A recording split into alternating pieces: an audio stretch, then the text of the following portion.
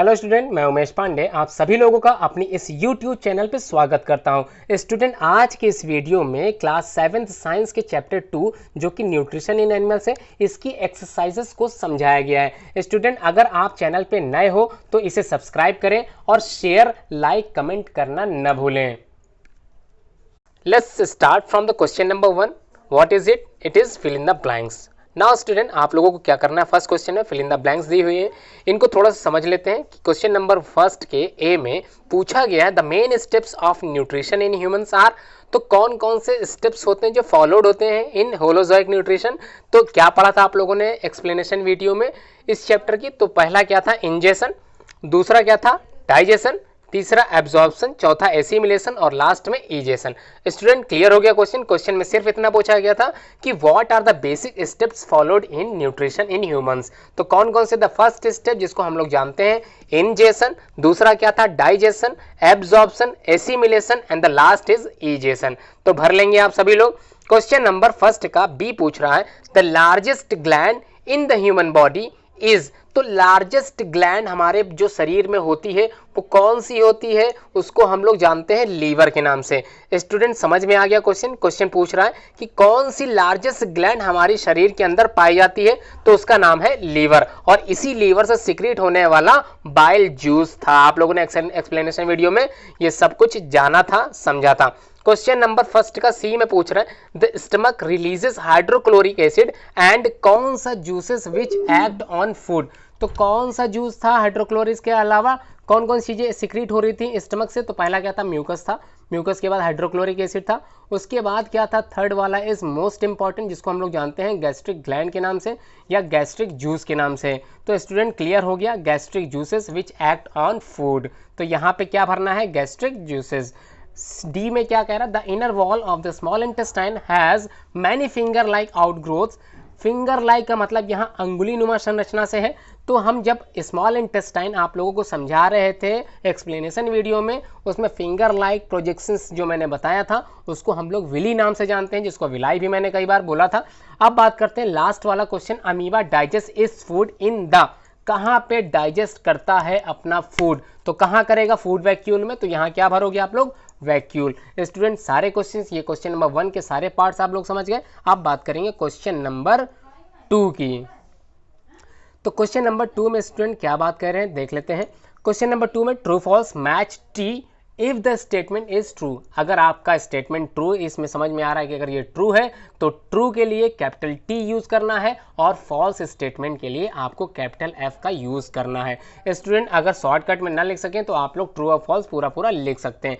बात करते हैं क्वेश्चन नंबर 2 के ए पार्ट की। ए में कह रहा है digestion of starts in the stomach. तो स्टार्च जो होता है वो बेसिकली स्टार्ट हो जाता है कहाँ पर? स्टमक में।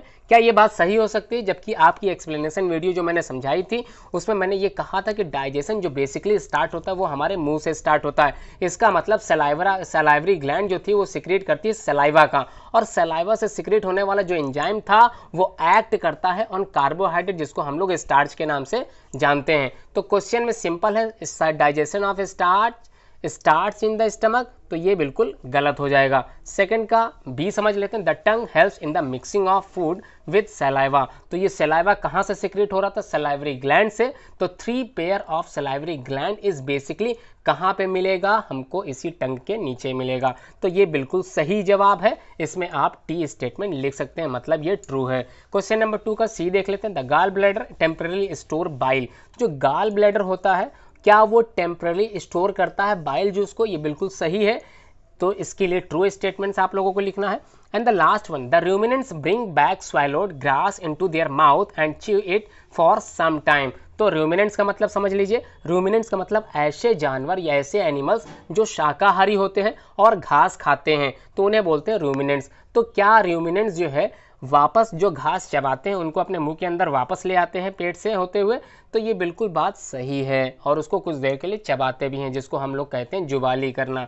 तो क्लियर हो गया, क्वेश्चन नंबर 1 भी क्लियर हो गया आप लोगों को, क्वेश्चन नंबर 2 भी क्लियर हो गया। अब बात करेंगे क्वेश्चन नंबर 3 की। क्वेश्चन नंबर 3 में कुछ टर्म्स दे रखी गई है, उसके कुछ ऑप्शंस हैं, इसका मतलब ये मल्टीपल चॉइस क्वेश्चंस होने वाले हैं। तो question number 3, take the correct answer of each of the following questions. तो देखते हैं क्वेश्चन नंबर 3 के ए में क्या कहा गया है। ए में पूछा गया fat is completely digested in the dash. तो किस में होगा डाइजेस्ट कंप्लीटली, स्टमक में, माउथ में, स्मॉल इंटेस्टाइन में या लार्ज इंटेस्टाइन में। तो स्टूडेंट किस में होगा, आप लोगों को मैंने याद कराया था, याद आ रहा होगा आप लोगों को कि सारे जो कंपोनेंट होते हैं बेसिकली क्या हो जाते हैं, डाइजेस्ट होते हैं कहाँ पर, स्मॉल इंटेस्टाइन में। अब स्मॉल इंटेस्टाइन में सारे कंपोनेंट क्या हो जाते हैं, डाइजेस्ट हो जाते हैं, सिर्फ water is basically observe in large intestine. तो स्टूडेंट क्लियर हो गया। क्वेश्चन नंबर बी समझ लेते हैं। Water from undigested food is observe mainly in the, कहाँ पे होता है वाटर, क्वेश्चन नंबर इसके पहले वाले में मैंने समझा दिया था कहाँ पे होता है, लार्ज इंटेस्टाइन में। तो इसका आंसर क्या होगा स्टूडेंट, लार्ज इंटेस्टाइन। तो समझ में आ गया होगा, क्वेश्चन नंबर 3 का ए पार्ट भी समझ में आ गया, क्वेश्चन नंबर 3 का बी पार्ट भी आप लोगों को समझ में आ गया होगा। अब बात करेंगे क्वेश्चन नंबर 4 की, जो कि मैच द फॉलोइंग कॉलम है। कॉलम 1 में आपके मैच करने हैं। तो फर्स्ट में पूछा गया है फूड कंपोनेंट को आप इस कॉलम में किससे अटैच कराएंगे। दूसरा है कार्बोहाइड्रेट। तो 4 ऑप्शन आपके सामने है, कार्बोहाइड्रेट से रिलेटेड कौन सी चीज़ आपको कॉलम बी में या 2 में दिखाई दे रही है। थर्ड में प्रोटीन्स दे रखा है और लास्ट में फैट दे रखा है। तो सिंपल है, फूड कंपोनेंट कौन कौन से होते हैं आप लोग जानते हैं, कौन कौन से होते हैं, विटामिन होता है, मिनरल्स होते हैं, कार्बोहाइड्रेट होते हैं, प्रोटीन होता है, फैट होता है और रफेज होता है, and water is also essential for the digestion of food. तो बात करते हैं कंपोनेंट ऑफ फूड कौन कौन से होते हैं। दीज कंपोनेंट ऑफ फूड, ये प्रोडक्ट होते हैं उसी डाइजेशन के। तो क्या लगाएंगे, प्रोडक्ट्स ऑफ डाइजेशन। बात करते हैं कार्बोहाइड्रेट को हम लोग जानते हैं स्टार्च के नाम से, और यही स्टार्च को हम लोग समझते हैं शुगर के नाम से। इसीलिए रोटी खाने के बाद हमको मीठी लगती है, क्योंकि उसमें क्या पाया जाता है, शुगर पाया जाता है, और उसी शुगर को हम लोग समझते हैं कार्बोहाइड्रेट के नाम से। बात करते हैं थर्ड में जो प्रोटीन दे रखा है। तो प्रोटीन बेसिकली होता क्या है, अमीनो एसिड्स होता है। अब बात करेंगे फैट। फैट क्या है, फैट किसके बना, फैटी एसिड एंड ग्लिसरॉल। ये कन्वर्ट कर रहा था आप लोग जब पढ़ रहे थे एक्सप्लेनेशन वीडियो में। अब बात करेंगे क्वेश्चन नंबर 5 की, विली क्या होते हैं, व्हाट आर विली और what is their location and function. मतलब ये कहाँ पाए जाते हैं और इनका कार्य क्या होता है। तो the inner wall of the small intestine have 1000 finger like outgrowth. इन्हीं 1000 ऑफ फिंगर लाइक आउटग्रोथ्स को ही हम लोग नाम देते हैं विली, और सिंगुलर फॉर्म में इसको हम विलस भी बोलते हैं। The villi increase the surface area. क्या करता है, विली का वर्क क्या होता है, फंक्शन क्या होता है, समझ लेते हैं। ये करता क्या है, इंक्रीज कर देता है the surface area of the absorption of the digested food. मतलब डाइजेशन के लिए जो सरफेस एरिया होता है उस पार्ट का स्मॉल इंटेस्टाइन का, उसको क्या कर देता है, लार्ज कर देता है। Each villous has a network of thin and small blood vessels, और उसी ब्लड वेसल्स में वो जो डाइजेस्टेड मिनरल्स होते हैं उसको क्या करता है, डायरेक्टली ब्लड में ट्रांसफर कर देता है। The surface of the villi absorb करता है डाइजेस्टेड फूड मटेरियल्स को। स्टूडेंट क्वेश्चन नंबर 5 समझ में आ गया आप लोगों को। अब बात करेंगे क्वेश्चन नंबर 6 की। क्वेश्चन नंबर 6 में सिंपल पूछा गया है कि what are the bile produce. तो sorry, where is the bile produce, मतलब ये जो बाइल होता है ये कहाँ से प्रोड्यूस किया जाता है, और which component of the food does it help to digest. मतलब कौन सा कंपोनेंट होता है जो सहायता करता है इसे पचाने में। तो बात करते हैं, लीवर जो होता है वो largest gland in the human body, आप लोग पढ़ चुके हैं। सिक्रीट बाइल जूस, क्या सिक्रीट करता है, बाइल जूस का सिक्रीशन करता है, और ये स्टोर्ड हो जाता है इन सैक लाइक कॉल्ड, जिसको हम लोग गाल ब्लैडर के नाम से जानते हैं। The bile helps in the digestion of fat. मतलब जो बाइल होता है वो किस कंपोनेंट को डाइजेस्ट करने का वर्क करता है, किस कंपोनेंट को डाइजेस्ट करता है, तो उसका नाम है फैट। तो फैट को डाइजेस्ट करने वाला क्या है यहाँ पर, बाइल जूस। और ये बाइल जूस कहाँ से सिक्रिएट हो रहा है, लीवर से। क्वेश्चन नंबर 7 समझते हैं। क्वेश्चन नंबर 7 में पूछा गया, name the type of carbohydrate that can be digested by the ruminants but not by humans.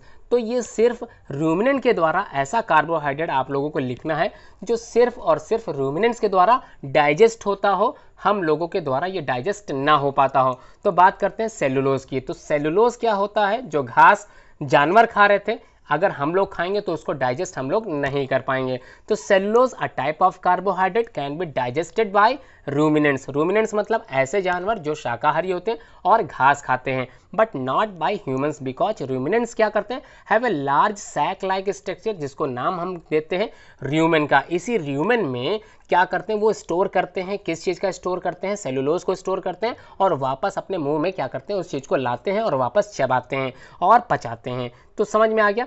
Between the esophagus and the small intestine, the cellulose of the food is digested here by the action of certain bacteria which are not present in humans. अब पचाते कैसे हैं, with the help of some useful bacteria जो इन्हीं ruminants में पाए जाते हैं। तो क्वेश्चन नंबर 7 आप लोगों को समझ में आ गया। अब बात करेंगे क्वेश्चन नंबर 8 की। 8 में कहा गया why do we get instant energy from glucose, कैसे हमको ग्लूकोज से इंस्टेंट एनर्जी मिलती है। तो in the cells glucose break down होता है with the help of oxygen into carbon dioxide and water, मतलब जब हम लोग सांस लेते हैं तब ऑक्सीजन हमारे शरीर के अंदर प्रवेश करती है और प्रवेश करने के बाद वो रिएक्ट करती है किससे, ग्लूकोज से, और उसके बाद कार्बन डाइऑक्साइड और वाटर जो गैसियस फॉर्म में हमारे शरीर के बाहर निकल जाता है और हमको क्या मिलती है, इससे हमको एनर्जी मिलती है या इससे एनर्जी रिलीज होती है। अब बात करते हैं क्वेश्चन नंबर 9 की। क्वेश्चन नंबर 9 में आपको टर्म्स पूरा करना है। तो टर्म्स कैसे पूरा करना है आइए समझ लेते हैं। ए फर्स्ट पार्ट में कहा गया एब्जॉर्प्शन ऑफ फूड, तो सारे एब्जॉर्प्शन ऑफ मिनरल्स कहाँ पर डाइजेस्ट हो रहे थे, स्मॉल इंटेस्टाइन में, समझ में आ गया। अब बात करेंगे च्यूइंग ऑफ फूड, मतलब भोजन को चबाने का जो काम था वो कहाँ पे हो रहा था, माउथ में। माउथ को ही हम लोग कंसीडर कर रहे थे बक्कल कैविटी के द्वारा। बात करेंगे किलिंग ऑफ बैक्टीरिया, ये किलिंग ऑफ बैक्टीरिया कहाँ पे हो रहा था, जहाँ पर हमारा फूड एसिडिक फॉर्म में था, मतलब स्टमक, क्योंकि स्टमक से सिक्रेट होने वाला जो जूस था उसी में एक नाम आप लोगों ने हाइड्रोक्लोरिक एसिड का भी पढ़ा था। HCl का जो फंक्शन होता है टू किल बैक्टीरिया होता है। तो क्वेश्चन समझ में आ गया, आपने फंक्शंस भी समझ में गए। बात करते हैं कंप्लीट डाइजेशन ऑफ फूड, जो कंप्लीट डाइजेशन होता है ऑफ फूड का कहाँ होता है, इन स्मॉल इंटेस्टाइन में। स्टूडेंट क्लियर है कि ऑल द डाइजेशन बेसिकली कहाँ पे डन होता है, स्मॉल इंटेस्टाइन में, लेकिन जो वाटर एब्जॉर्ब होता है वो बेसिकली कहाँ होता है, लार्ज इंटेस्टाइन में। And the last one is formation of faeces, faeces मतलब जो वेस्ट प्रोडक्ट हमारे शरीर में बच गया है वो कहाँ से निकल जाएगा, with the help of large intestine, और लार्ज इंटेस्टाइन से जुड़ा हुआ एक भाग था जिसका नाम था रेक्टम, और रेक्टम के आगे आप लोगों ने एनस के बारे में पढ़ा था। With the help of anus से क्या निकल जाता है, इस यही फीकर या फिर यही फीकस बाहर निकल जाता है जिसको हम लोग वेस्ट मटेरियल के नाम से जानते हैं। तो स्टूडेंट समझ में आ गया।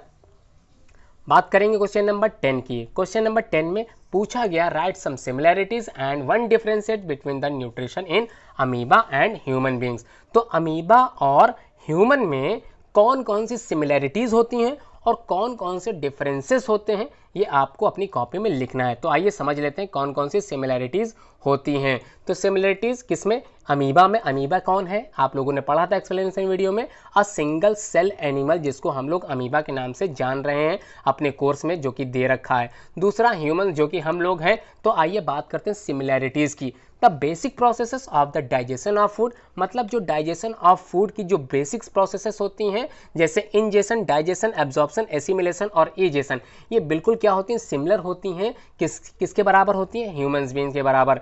Release some energy is the same as amoeba and in human beings. In amoeba digestive juices are secreted into food vacuole, कहाँ पे डाइजेस्टिव जूसेस तैयार होते हैं, फूड वैक्यूल में। They act on the food and break down into the smaller substance, gradually the digested food are absorb similarly in human being. बिल्कुल कैसा होता है, ह्यूमन बीइंग के आधार पर ही। वहां पर क्या था, फूड वैक्यूल में डाइजेस्टिव जूस तैयार हो रहा था, यहाँ पर क्या हो रहा था, स्टमक में कई तरह के डाइजेस्टिव जूस तैयार हो रहे थे। अब वेरियस डाइजेस्टिव जूस कहाँ कहाँ, माउथ, स्टमक, इंटेस्टाइन, बिल्कुल एक्ट करता है, act on food and break it into down simpler substance. जैसे अमीबा में फंक्शंस होता है डाइजेस्टिव ट्रैक्ट का या डाइजेस्टिव सिस्टम का, उसी तरह से यहाँ पर किसकी बात की जा रही है, ह्यूमन बीइंग के डाइजेशन प्रोसेस की बात की जा रही है। तो दोनों में बेसिक्स जो स्टेप्स होते हैं ऑफ न्यूट्रिशन के, तो दोनों में सेम है। इसका मतलब दोनों में मोड ऑफ न्यूट्रिशन कैसा होगा, सेम होगा। तो मोड ऑफ न्यूट्रिशन हेट्रोट्रॉफिक दोनों में है, और हेट्रोट्रॉफिक का जो प्रकार होता है होलोजोइक, ये भी दोनों में एक जैसा ही पाया जाएगा। अब बात करते हैं कौन कौन से डिफरेंसेस इसमें होते हैं।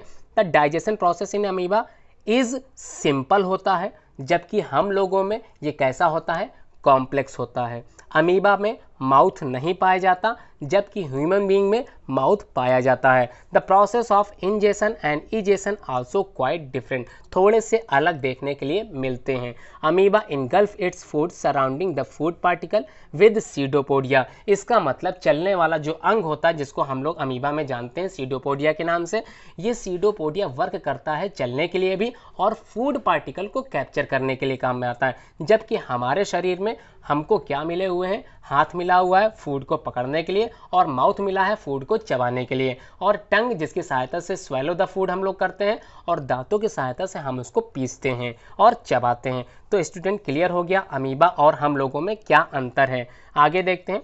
The undigested food, which is largely carbon dioxide gas, is expelled outside by the vacuole. जबकि ह्यूमन बींग्स में the food which is complex substance होता है is taken inside the mouth and undergoes a complex process of digestion and absorption के through finally the undigested food is expelled in the form of faeces. तो जो waste material होता है उस form में हमारे शरीर से ये गंदा पदार्थ निकल जाता है। तो स्टूडेंट यहाँ पर डिफरेंसेस और सिमिलरिटीज आप लोग अच्छे से समझ गए। अब बात करते हैं क्वेश्चन नंबर 11 में। 11 में भी सिंपलर क्या दे रखा है, मैच द फॉलोइंग कॉलम है। कॉलम 1 को कॉलम बी से आप लोगों को जोड़ना है, लेकिन आप लोगों ने गौर किया होगा कॉलम 2 में आप लोगों को एक ऑप्शन ज़्यादा मिल रहा है। इसका मतलब जो एक ऑप्शन ज़्यादा है वो किसी कॉलम 1 के एक पार्ट में आपको ज़्यादा लिखना पड़ेगा। तो बात करते हैं सलाइवरी ग्लैंड। तो सलाइवरी ग्लैंड क्या करती है, सिक्रीट करती है सलाइवा का। तो आप लोगों को आंसर मिल गया होगा कि सलाइवरी ग्लैंड सिक्रीट सलाइवा, और सलाइवा इसी हम लार को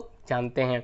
बात करते हैं स्टमक की। तो स्टमक में कौन सी एसिड तैयार होता है, HCl, जिसको हम लोग हाइड्रोक्लोरिक एसिड के नाम से भी जानते हैं। अब बात करेंगे बच्चों लीवर की। तो लीवर से आप लोगों को याद होगा कि liver is the largest gland या फिर largest organ in our body, और इसी से बाइल जूस सिक्रेट होता है। तो समझ में आ गया student, bile juice secretion is mainly done by liver. बात करते हैं रेक्टम की। रेक्टम आप लोगों ने लार्ज इंटेस्टाइन के आगे जब आप लोगों ने पढ़ा था एक्सप्लेनेशन वीडियो में, तो आपको रेक्टम समझ में आया होगा। तो ये जो रेक्टम होता है ये रिलीज करता है, निकाल देता है वेस्ट मटेरियल को, और वेस्ट मटेरियल हम लोग समझ रहे हैं फीसेस के नाम से। तो बात करते हैं यहाँ पर आंसर हमको क्या लगाना है, रिलीज ऑफ फीसेस। तो समझ में आ गया। अब बात करेंगे स्मॉल इंटेस्टाइन की। तो स्मॉल इंटेस्टाइन में क्या होगा, जो डाइजेशन होता है बेसिकली वो पूरा कंप्लीट हो जाता है इन द स्मॉल इंटेस्टाइन में। तो डाइजेशन इज क्या होगा, कंप्लीट हो जाएगा स्मॉल इंटेस्टाइन में। And the last one is large intestine.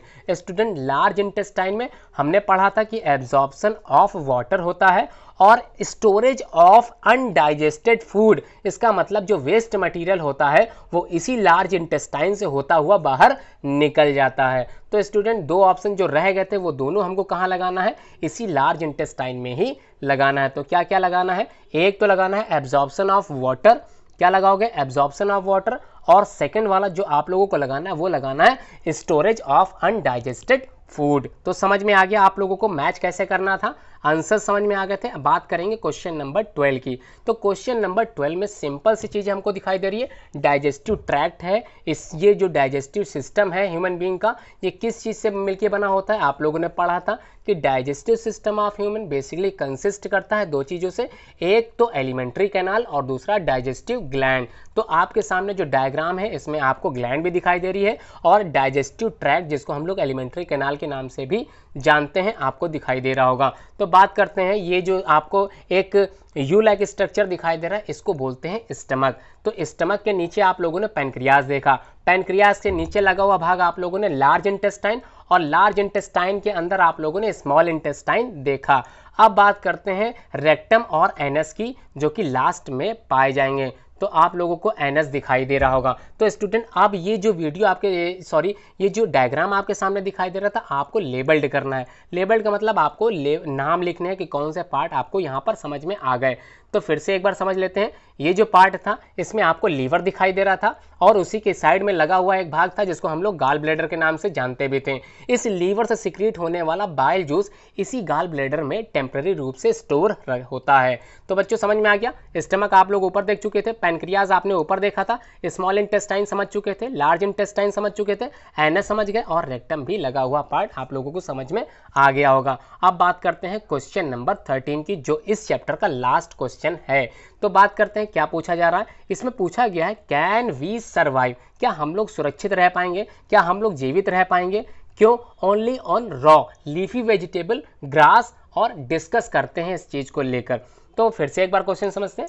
Can we survive only on raw, raw मतलब कच्चे पदार्थों पर ही क्या अपना जीवन यापन कर सकते हैं, जैसे लीफी वेजिटेबल मतलब अगर सिर्फ और सिर्फ क्या खाएं, साग सब्जी खाएं, ग्रास खाएं, इस पर डिस्कस करना है आप लोग को। तो raw leafy vegetable and grass rich in cellulose, तो किससे मिले होते हैं, सेलुलोज से मिलकर बने होते हैं, जो कि एक टाइप ऑफ कार्बोहाइड्रेट है। Many animals including humans can not digest cellulose, मतलब हम लोग डाइजेस्ट नहीं कर पाएंगे सेलुलोज का, because they do not have enzymes and certain types of bacteria, जो क्या करते हैं, डाइजेस्ट करते हैं सेलुलोज का, वो हमारे शरीर में नहीं पाया जाता है। तो we can not survive by taking vegetable in the raw form, हम लोग सर्वाइव नहीं कर पाएंगे अगर हम सिर्फ और सिर्फ ग्रास पे डिपेंड रहें या टोटली डिपेंड ऑन प्लांट्स पे रह जाएं।